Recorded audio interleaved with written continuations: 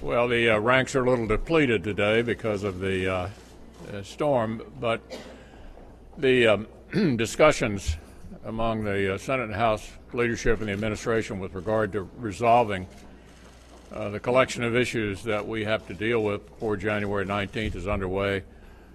Senator Schumer, Leader Pelosi, the Speaker, and I had a good meeting yesterday.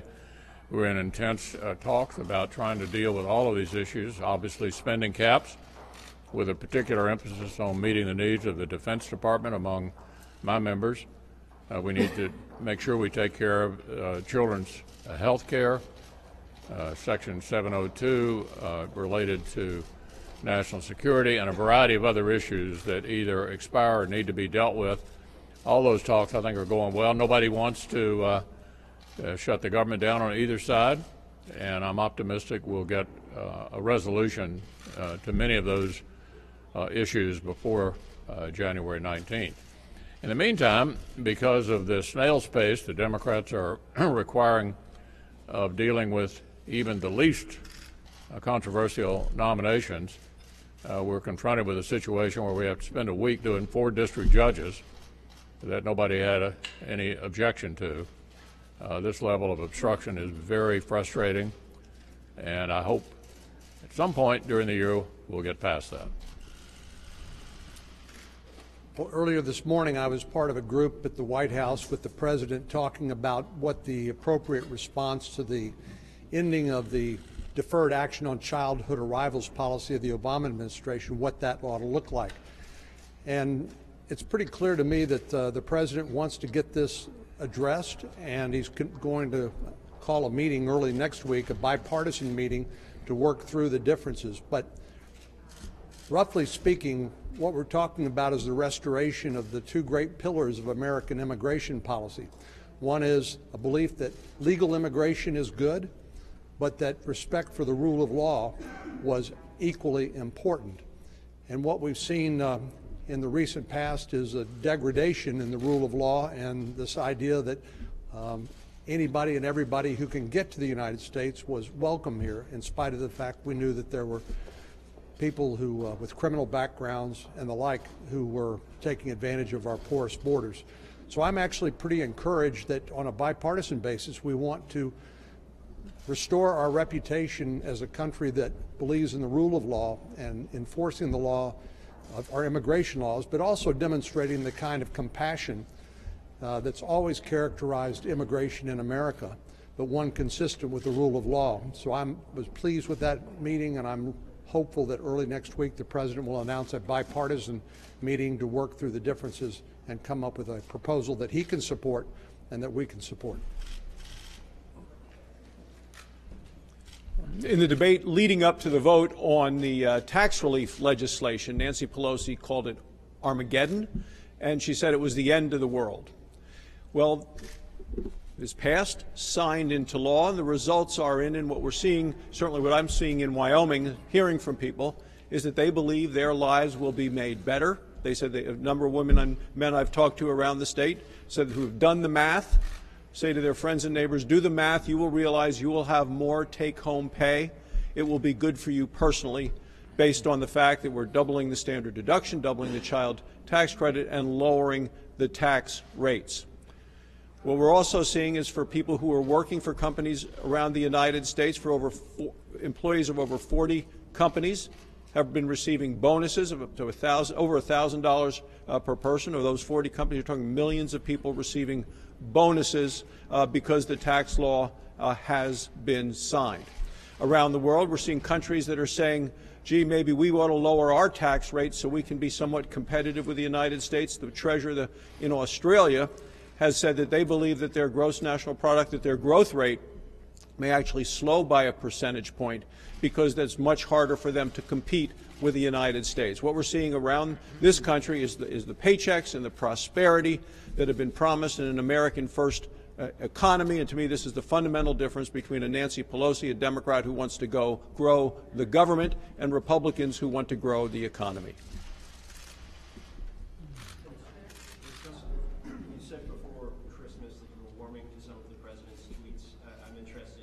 Well, one in particular I kind of like. No, but serious question.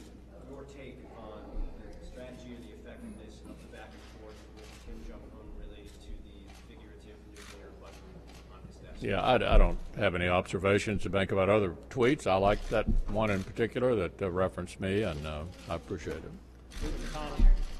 Steve Bannon, in a new book, is reported to have said that the contacts that took place, the meetings between Trump associates and Russians were potentially treasonous, at least unpatriotic. Do you agree with Steve Bannon? I'd like to associate myself with what the president had to say about Steve Bannon yesterday. About the meeting itself, Senator, do you have concerns from what you know now about the fact that they took this meeting with the Russians and not reported it? Yeah, as I've said repeatedly, this investigation in the Senate is being handled by the Intelligence Committee. I have a lot of confidence in Chairman Burr and Senator Warner to do their job and to report to us what happened. Leader McConnell, what about this investigation gets into its second year? Do you think that there should be a little more transparency, maybe have some of these hearings as they wrap up out in the open and in public forums? Yeah, I don't have any advice to give Senator Burr and Senator Warner about how to handle the investigation. I recommended that they handle it for us in the Senate. I think they're doing a good job, and I have a lot of confidence that at whatever point they think it's reached a conclusion, we'll hear from them. Thank you.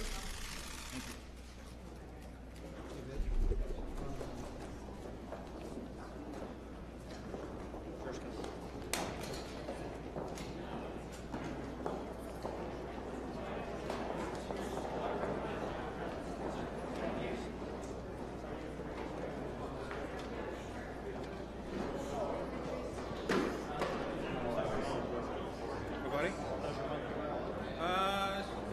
Hanging in there. Thank you.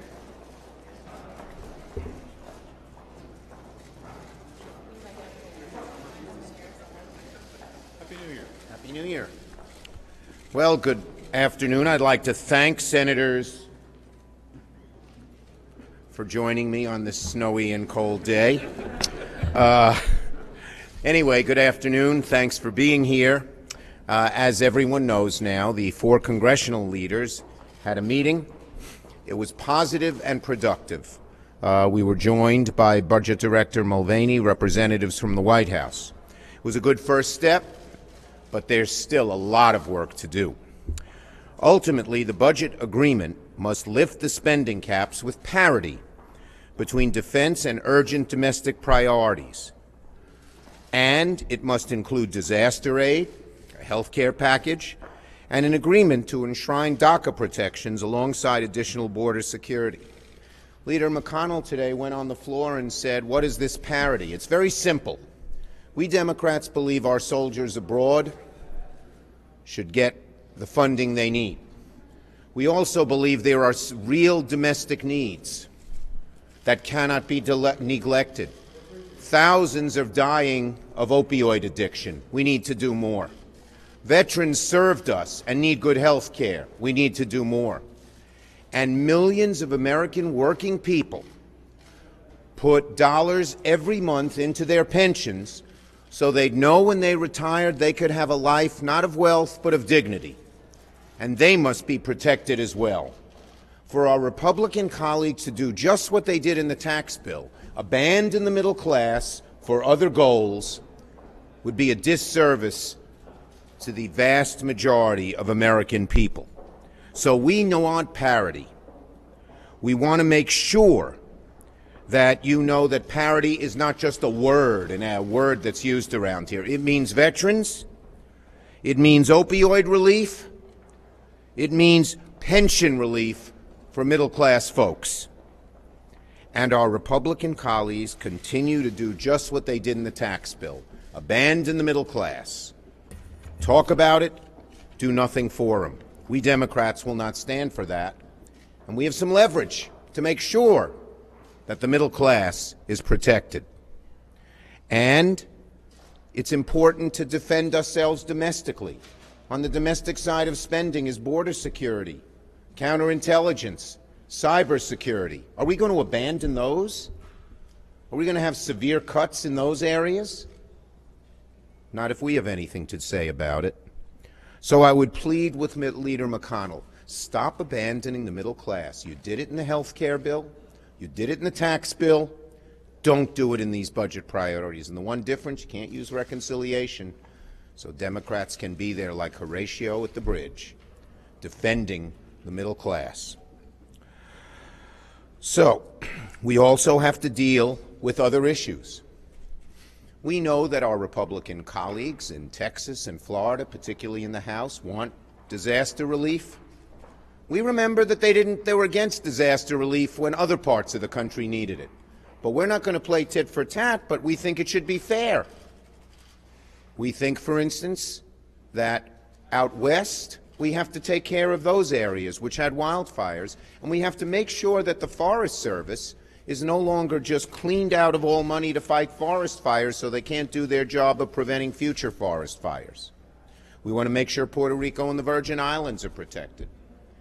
And it is the belief of many of us that Texas and the governor of Texas, who talks about not having federal spending, ought to use their rainy day fund for the disaster relief before they get federal money. It's good for the goose is good for the gander, but all of a sudden our Texas governor doesn't believe that and wants the federal government to bail him out. We believe strongly that we have to have some protections for our young people who came to this country led by their parents as youngsters and now just want to be Americans. They work in our factories and offices, they go to our schools, they serve in our armed forces. And there's urgency. Every morning they wake up with a pit of fear in their heart that they'll be deported, that they can't work, that they can't go about their lives. So we have a whole lot of issues, and we are hopeful that our Republican colleagues will join us. There are things they want, there are things we want. We can come together on a good agreement as to everyone's reasonable. We intend to be reasonable, but we don't intend to abandon our priorities, just as our Republican friends don't want to abandon theirs. I'm ready for your questions. Back there.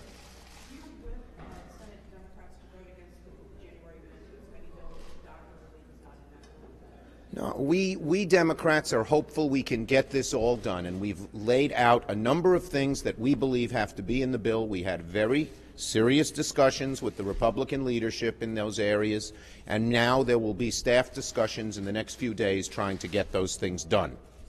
Way back there.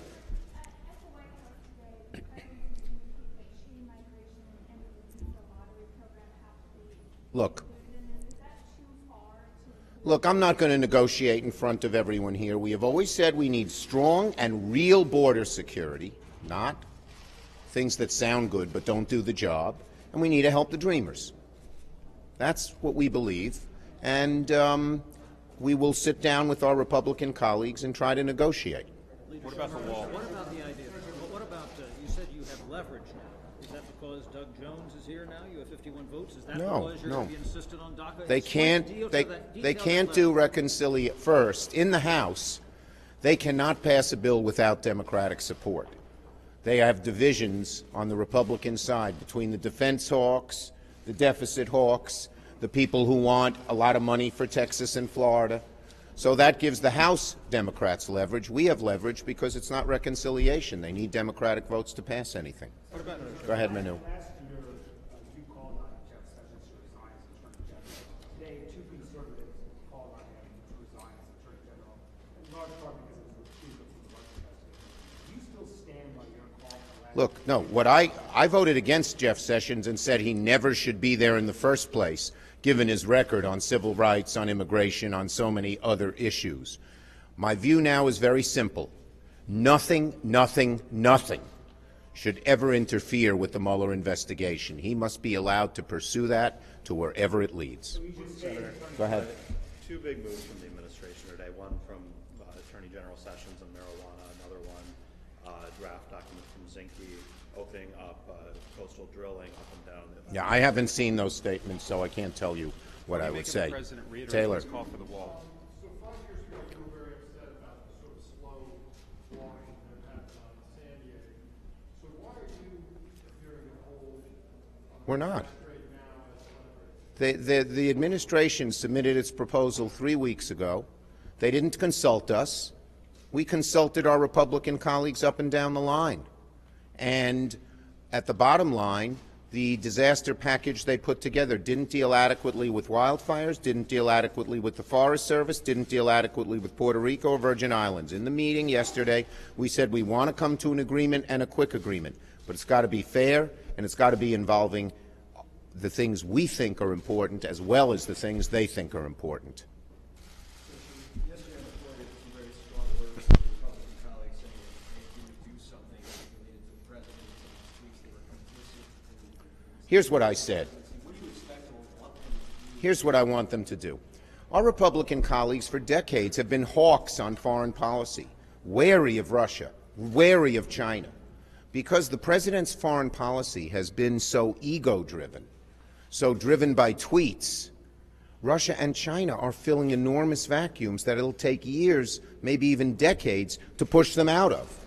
Where are our Republican colleagues who've always been hawks, who've always been wary of Russia, who've always been wary of China, who want the United States to be strong abroad, when, according to experts, liberal, moderate, and conservative, the Republicans' foreign policy by tweets and by ego is weakening America across the globe? What do you make of the Last question. Would you rule out supporting a bill to help dreamers that also ended family migration? Look, I'm not going to negotiate against ourselves, but the bottom line is we believe there should be border security, real border security, and help for the dreamers. Thank you.